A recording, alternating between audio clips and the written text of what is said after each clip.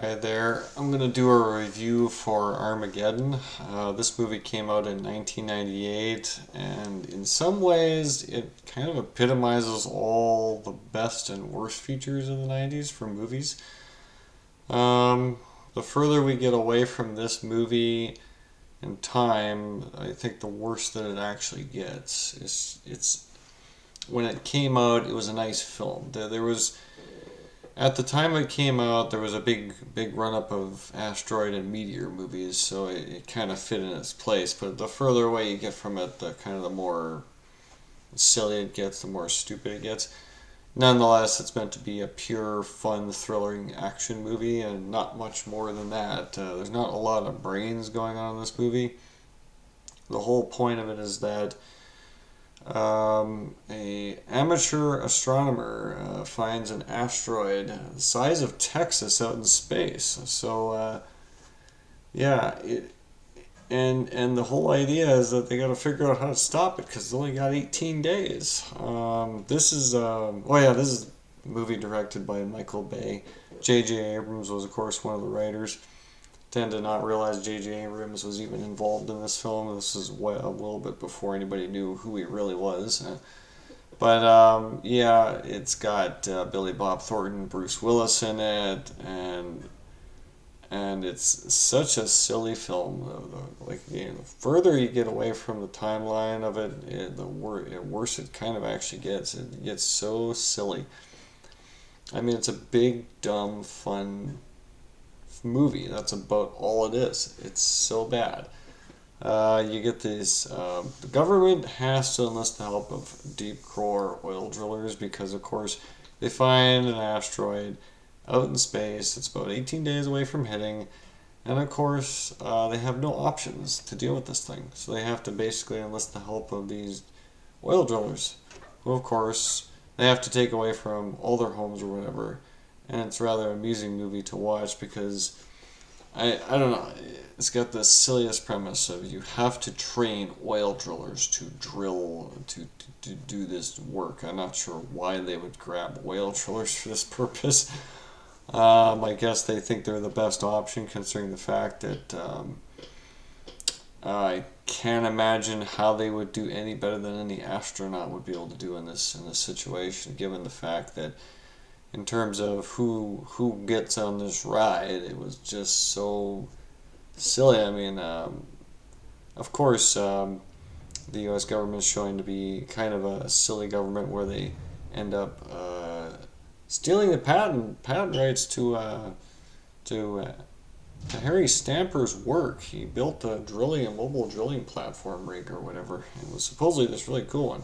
And of course, he has to tell state-of-the-art scientists, exquisite engineers and scientists, you've done it wrong. Did you know your flow system is all backwards? Do you know that all this stuff is all wrong?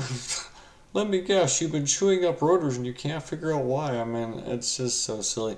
I can't imagine an engineering firm, top engineers would have too much trouble with Harry Stamper's work, considering the fact that what you actually see him do on his oil rig is amounts to little more than to taking guesswork. Of course, the film has the usual star cast. Ben Affleck is in this movie and Liv Tyler also in this movie, but it's got like an all-star cast in it. It's a typical all-star cast '90s movie. It's I want to just call it a stupid movie, but it's got a little bit, be giving a little bit too much credit for being stupid. It's just silly and doped up dumb movie.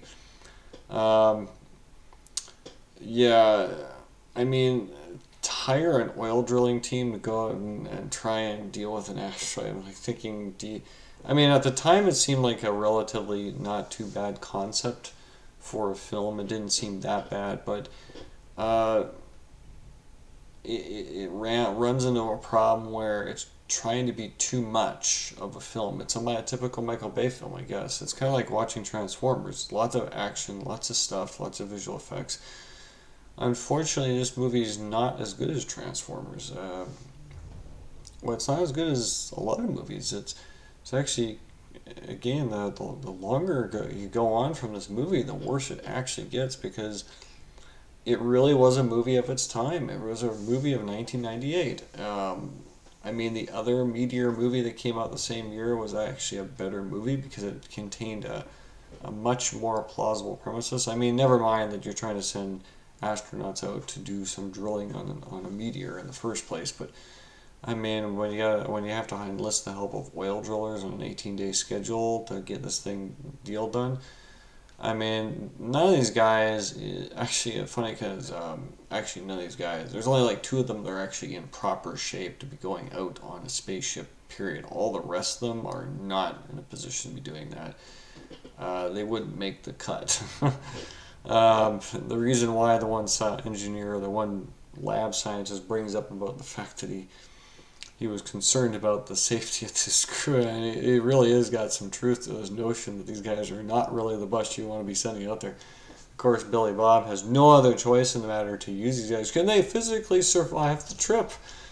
And of course, it completely outweighs the fact that, yes, the movie is just dumb. You know, an asteroid that big would not go unnoticed until it got within range of us. I guess the tension is there, the drama is there, and they have a scene that, in a way, is in sensation is one of the dumbest scenes you could ever have. Liv Tyler and Ben Affleck are living out the last days before he's got to go up to this asteroid and deal with life. And of course, they play an Aerosmith song. I'm not entirely sure why you're playing an Aerosmith song involving Liv Tyler and Ben Affleck, given the fact that Liv is his daughter. You have a song where he's talking about essentially a love story song, talking about his daughter. You know, I don't know, their choice of must have been because they got the rights to it, or they just thought it was a really cool song to use. It was actually really stupid. It might have been a really bad choice of song preference. I guess it sounded really good at the time, but honestly, it's just big dumb fun action. It's so fun to watch it, but it's so stupid. Of course, they get on this asteroid, and of course, problems happen because, of course, I'm kind of confused as exactly what they were expecting to happen if all these guys died on the way there. Because, I mean, given the fact that they get up to the international, was it the Mir space station? Of course, the Mir was still up there at the time, and so I guess they went up to the Mir space station. And of course, the one guy, the astronaut on board the Mir space station, is so mentally aloof, he lets a guy who has no experience with the space station equipment run all the space station stuff. Don't know why. He just says, yeah, watch this meter. If it goes over this number, call me. And then he completely has no idea. He completely runs away. And the guy's like, what? Should I be letting this meter go up? Keeps going up. Because, of course, the Mir space station is supposedly so old it doesn't work anymore. What happens? The inevitable happens. The whole thing blows up in spectacular action. They get away with, what was it, 3/4 of their fuel? Of course, that's enough, of course. You don't need to worry about fuel on these missions. It's not like you're actually going somewhere with rocket fuel. Who cares about rocket fuel, right? You know, I think they got about 3/4 of their fuel done, or 90%. They got just enough fuel to feel safe about themselves. And then it just gets worse from there. They get to the asteroid, all the crap ensues. They have to drill down to 600 feet in order to blast nuclear weapons onto this rock. I'm like, you do realize 600 feet is on an asteroid that big is about the size of is literally the equivalent depth of drilling a hole into the outer part of your car and detonating dynamite on it and expecting that to do any actual damage to your car. If you want to do damage to your car, the best place to put the dynamite is right in the oil pan. That will detonate properly, whereas if you just drill down through the sheet metal on the top hood of the car, that ain't going to do very much damage to your car. So I don't know, their depths are completely wrong in this movie, but whatever. Everything in this movie is just absolutely nuts. It's completely crazy what this movie is about. Is it fun? Yes, it's absolutely exhilarating.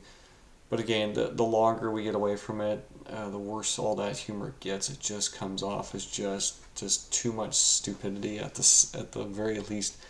Again, there was another Meteor movie that came out the same year, same time, and it's a much better film. It has its problems, but it's a better film than this. I would take Deep Impact over Armageddon any day nowadays.